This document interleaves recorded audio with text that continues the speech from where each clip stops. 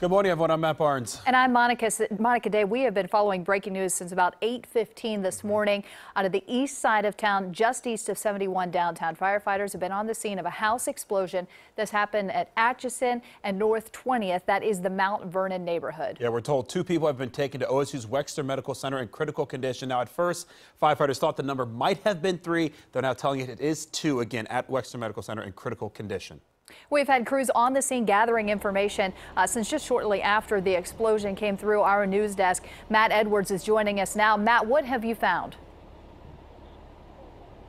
Well, Matt and Monica, what I found out here is so many people out and about concerned about what happened.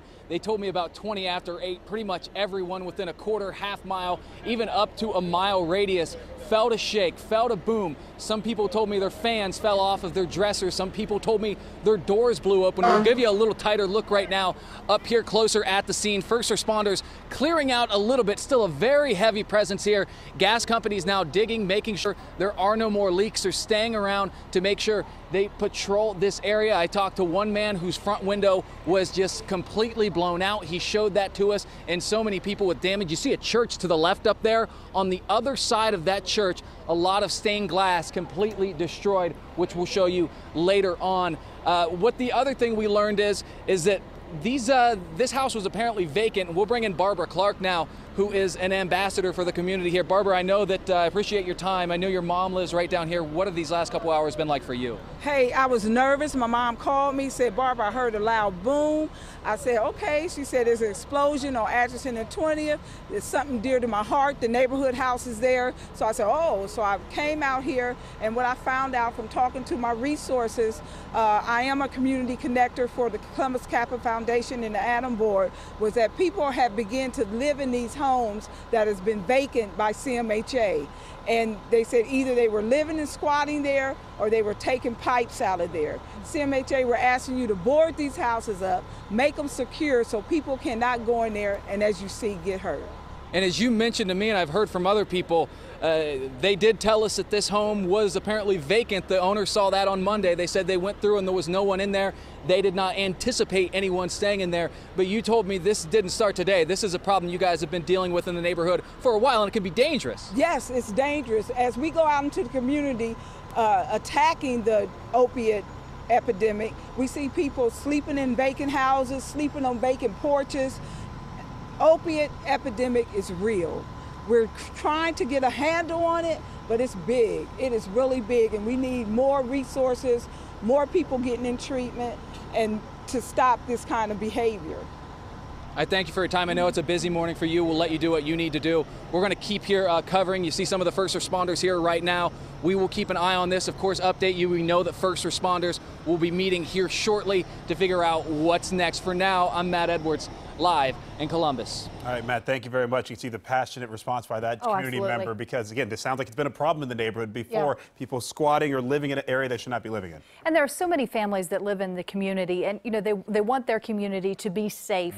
And then something like this happens. You know, we also noticed how many churches are in the area, and to hear that there is stained glass, we're assuming that is from St. Dominic's, which was that large church that was behind Matt Edwards. What a shame to hear about the damage there, and the folks will have to step up in that community to help make repairs to the churches where they go to worship. Olivia FECTEAU is also out on the scene for us. And Olivia, I know you've been speaking to firefighters this morning. What is the latest that you're hearing?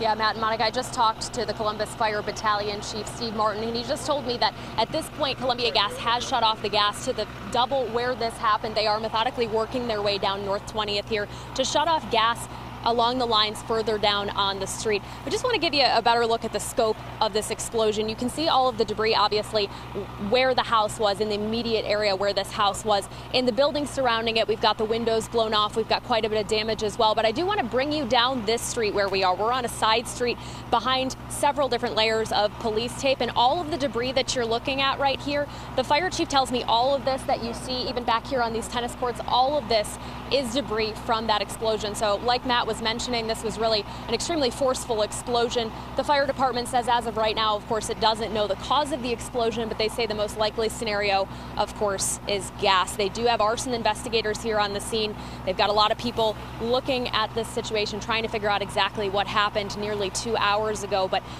the amount of debris here is really remarkable as far as where the house was and the amount of debris that is scattered so far down the street. Just to reiterate a little bit about what we know about this, we know that the call came in just after 8:15 this morning for a house explosion. 2 people, 2 victims were pulled out of where the house was. Those 2 people were taken to OSU Wexner Medical Center and they are in critical condition.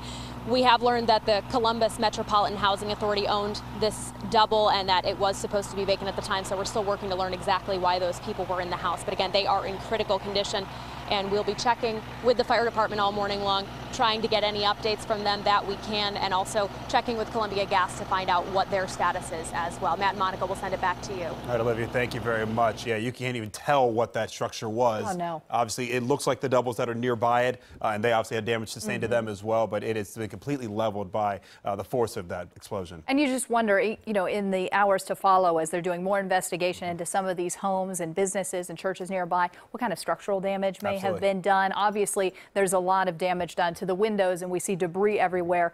The other concern is the 2 people that were inside that were transported to Ohio State University's Wexner Medical Center. TYLAR BACOME is there. And TYLAR, what are you hearing so far? I tell you guys, first though, what's amazing about this, don't you think, when you look at that damage, that anybody walked out of that structure alive? And in 2 cases, we know that a man and a woman were brought here to OSU Wexner Medical Center, to the ER this morning. The call came in around 8:30. Now, the information being released by the hospital, of course, is limited at this point. We can tell you it is a man and it is a woman, and they are both in critical condition. Things are pretty quiet right now. But we know earlier today when they were brought in, certainly that was not the case. We are going to stay on the scene here and continue to update you on the condition of those victims. But for now, we're going to go ahead and send it back to you guys. All right, thank you very much, Tyler. And again, those two people are the only 2 that apparently were injured in this. People that were around. So lucky. Lucky to obviously not be absolutely. hurt. Some people were inside their houses. Firefighters did say it sounds like a lot of people, though, were not inside their homes, which is good to hear. But still, a lot of damage around that entire neighborhood. And when you think about windows being blown out of homes, the potential for someone just to be significantly cut by the glass is there. So it is great to know that that no one else was injured. And like Tyler said, that those 2 people could walk out of that house alive. Incredible. Yeah. That damage, it's very extensive. Of course, we'll be covering the story all morning long. We'll be with you in about 50 minutes or so for NBC4 Midday, where we'll have all our reporters that are gathering more information and bring you the latest information then. And of course, you can always check in with us online at NBC4i.com.